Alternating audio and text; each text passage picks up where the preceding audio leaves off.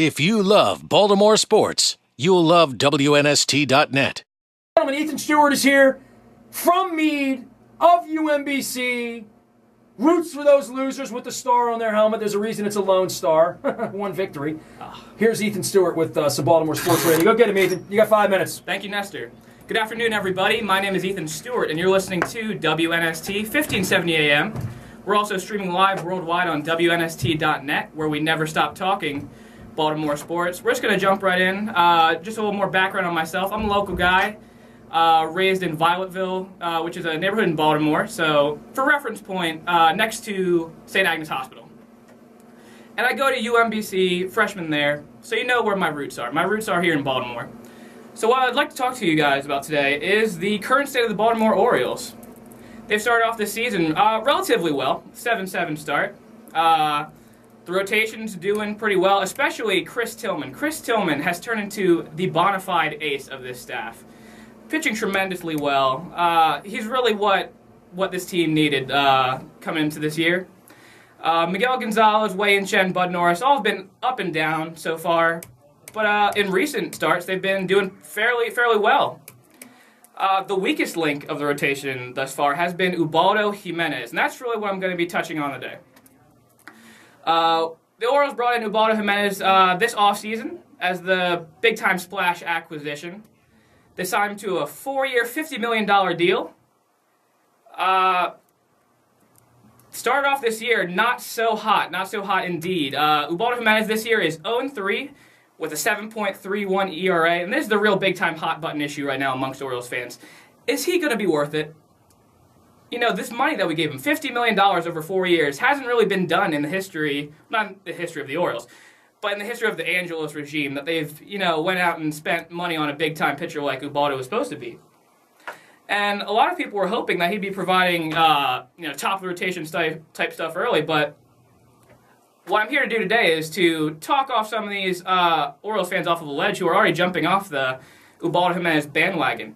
If we check his track record over the course of his career, in April, he's had his worst performances. Out of all the months of the year, April he's been at his worst with a 5.21 earned run average over the course of his career in the month of April.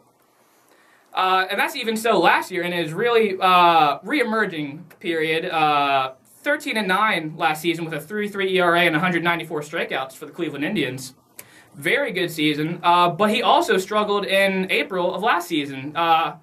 He had 2 consecutive starts last year with 7 or more earned runs. Definitely not what Indians fans were looking for last year, so I'm pretty sure they weren't feeling too hot about Ubaldo to start off the year last year. But he eventually made his way, was able to, get himself on track and finish last year on a strong note. In the months of August and September, in fact, statistically speaking, he was one of the best pitchers in baseball.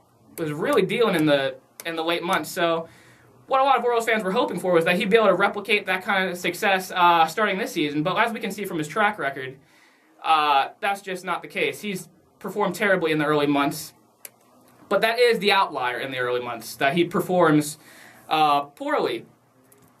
Right now he's at a pretty extreme low with that 7.63 ERA. Definitely not a strong start, but he can't stay at that extreme for so long. There's going to be a regression back to the mean. I prefer to take the track record over the 3-game sample size anyway. I do think that Dave Wallace, working with Dave Wallace, will be able to get his, consistent mechanics right. He's very inconsistent with his mechanics so far this season. The release point is all over the place so far. But I really do think that as the season goes on, he'll be able to right the ship.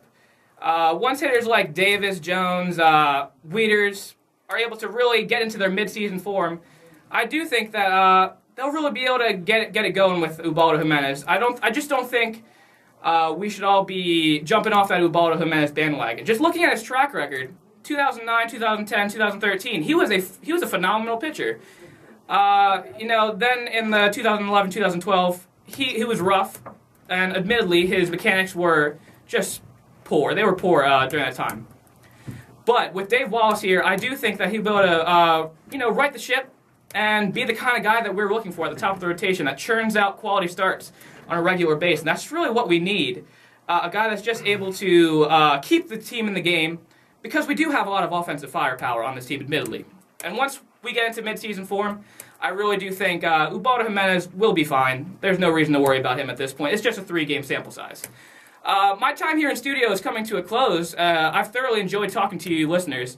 I'll be posting a blog post at WNST.net daily over the course of the competition, where you'll be able to check out my thoughts on the Orioles, Ravens, Terps, the 2014 World Cup's coming up this summer, and the Stanley Cup playoffs have been starting. On WNST.net homepage, just scroll down to the Barstool blog section, or click on the blogs tab, and you should be able to find easily my new content that I'll be pushing out. Once again, my name is Ethan Stewart, and this has been my 5 minutes of Sports Talk Radio on WNST 1570 AM and WNST.net. Well done, Ethan Stewart. A round of applause for you. Baltimore Sports Media Superstar Competition in progress, man. We're in the middle of it. I'm going to open the blogs up for you cats on Monday. If you love Baltimore sports, you'll love WNST.net.